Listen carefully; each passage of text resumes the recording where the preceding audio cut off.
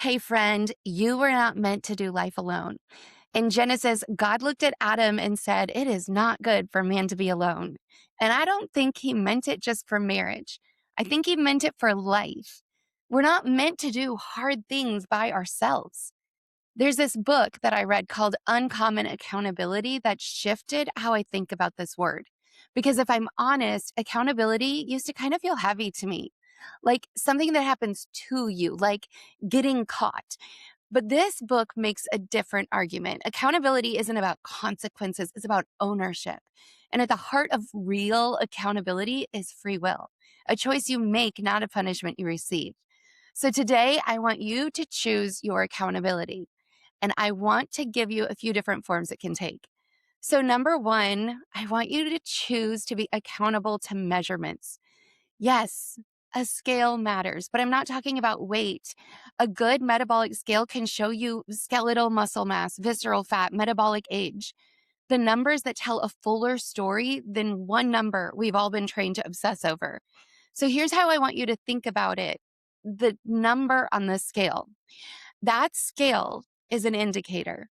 It's telling you something's happening in your body. It's telling you if the plan you picked is actually working to help you move toward your goals. It's not a dictator. It doesn't get to dictate your mood or your worth or your whole day. It's just a number. But here's why you still need it or some form of measurement like it. You cannot manage what you don't measure. Once you're honest about where you actually are and you're accountable to some kind of real measurement, that's when you can finally make real progress. Not because the number defines you, but because it tells you the truth, even if you don't want to hear it. Okay, now you also need to be accountable to other people who are getting healthy alongside you. You need a community of healthy people you can run with, not people who are going to talk you out of your goals at your first dinner invitation, but people who are moving in the same direction you are. And also, you need one on one accountability. Bottom line, it's the best kind. And when you have some skin in the game by paying for it, you are far more willing to actually stick to it. So I want you to pick someone who's been where you are, who is going or has gone where you want to go. And here's the part that actually matters most: a daily report, like your life depends on it, because in a lot of ways it does. You need someone you can call on a girls' night out from the girls' bathroom and whisper, "They're all peer pressuring me to have fancy cocktails in the triple queso platter." And she will say, "Why are we whispering?" And you'll say, "Because I'm in the bathroom." And she'll say, "Would you rather drink the cocktail and eat the queso when you're a size 4 or a size 12? And you will march back out there and order some sparkling water with a slice of lime and eat your protein like your life depends on it, because it does." Okay, that may have actually happened to me. The point is, you need someone who will challenge you, remind you of your why, call you out, call you up, and remind you of the woman you're becoming. And here's the thing about a good accountability partner: she is not there to punish you when you mess up.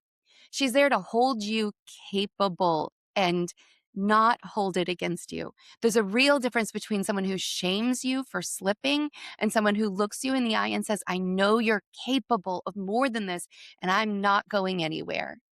That is what real accountability looks like: not shame, not policing. Someone in your corner who refuses to let you forget who you said you wanted to be. So, can I tell you a story really quick? I had a client tell me once, "I would be healthy, but my husband keeps bringing ice cream in the house." And I was like, "What?"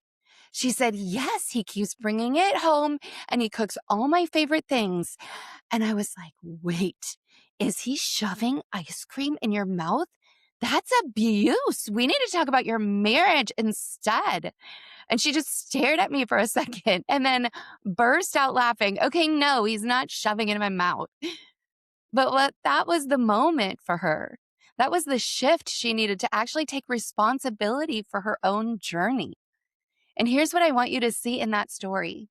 When you're trapped in victim mode, sometimes you're blaming someone else, like your husband and his ice cream. But sometimes you're playing victim to yourself in your own mind. You're beating yourself up. I have no self control. I will never get victory in this area. I always self sabotage. And this is a level of crazy that just feels normal to us, right? But that's still us being a victim to ourselves. We're being a bad guy and a victim at the same time. And then we rescue ourselves by whispering, it's okay. Just eat the Oreos. You'll feel better. And we have gotten into a habit of obeying that little voice. So here's the real question under all of this. If you can honestly say, okay, here's the part I've played in this, that means you also have power to play a different part going forward. So there's no condemnation. That's great news, right? And if you're a Christ follower, it's actually what we're told. There is now no condemnation in Christ Jesus. It means that this is your opportunity and you have the power to change this. So we're going to get really practical for a second. I want you to choose by name who you will be accountable to, who you're going to send a text of your scale screenshot to every day, who you're going to send your food pictures to, who you're going to call from the girls' bathroom when the queso platter shows up. And here is the question underneath all of that. Who is actually going to call you out and up in those moments? Because some of your friends have gotten really good at agreeing with the victim part of you. Like you vent, they validate. You self-sabotage, they say, girl, you deserve it. You've had a hard week. They are sweet. They love you so much, but they are not the right ones for this job. You need someone who will call you out when you start hiding, someone who will give you enough grace to get back on your journey and enough truth to keep you going strong when you want to quit on yourself. But also, the second part of that is, or third, or whatever we're on, is you have to be the one responsible for the accountability. You have to be the one who says, I'm not expecting much of you. I will text you when things get hard. I will call you. I will daily send you my reports.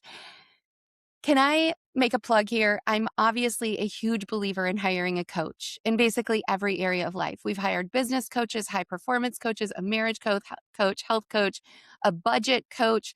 I have at some point hired a coach or consultant for almost every single area of my life that actually mattered to me. So whatever area you're focusing on right now in your everyday comeback, this might be the area where you need to take the plunge and actually hire a coach. Paid accountability is a very valuable form of accountability. So coaches have changed my life and they have the power to change yours too. So today your action step is to choose your accountability. Decide who that person is or that group of people by name and what the structure of that accountability looks for you. Own your part where you are right now, ice cream and all, and then go tell someone your plan. You are an overcomer, my friend. You just have to dare to begin. So let's begin.